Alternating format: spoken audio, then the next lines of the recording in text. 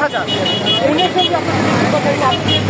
দলের কথা বললেন, বিএনপির কথা বললেন, গতকাল কিন্তু আমরা তার সপক্ষে একটা মানববন্ধন দেখেছি।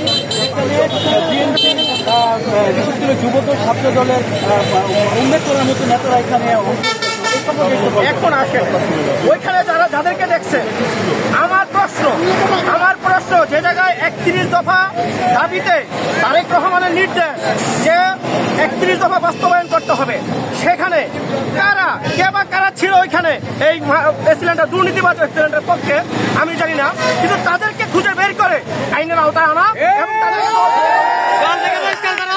দল থেকে বহিষ্কার করা। কেননা একজন দুর্নীতিবাজের বিপক্ষে আমরা এখানে রাস্তায় দাঁড়িয়েছি, এটা অসংখ্য প্রমাণ আপনারা অলরেডি পেয়েছেন। আমরা সোশ্যাল মিডিয়াতে দেখবেন যে ওনার অডিও রেকর্ড বাঁচতেছে, ওনার বিরুদ্ধে পেপারে পত্রিকায় লেখালেখি হয়েছে, তথ্য ফাঁস হয়েছে।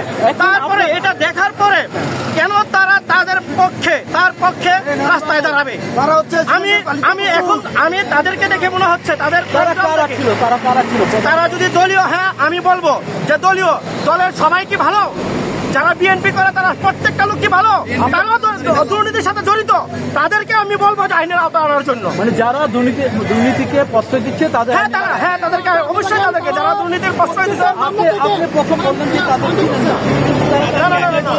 আমি এটা বলি না যে তাদেরকে চিনি না, আমি বলছি যে হ্যাঁ তারা দল করে, কিন্তু দল করে বিদায় তারেক রহমান কিন্তু জানি গজেরিয়া যুব দলের প্রধান একজন, আরেকজন ছাত্র দলের প্রধান, হোক সে যুব দলের প্রধান, কিন্তু তারেক রহমান তো এটা বলে নাই যে যুব দলের প্রধান হলে একজন দুর্নীতিবাজের পাশে গিয়ে দাঁড়াতে পারবে, সেই রাখতে দেয় না। তারেক রহমান সরাসরি বলেছে, আমাদের দেশ তারেক রহমান সরাসরি বলেছে যে দুর্নীতির বিপক্ষে অবস্থান করার জন্য। ভাই একটু কথা বলবে, আমরা একটু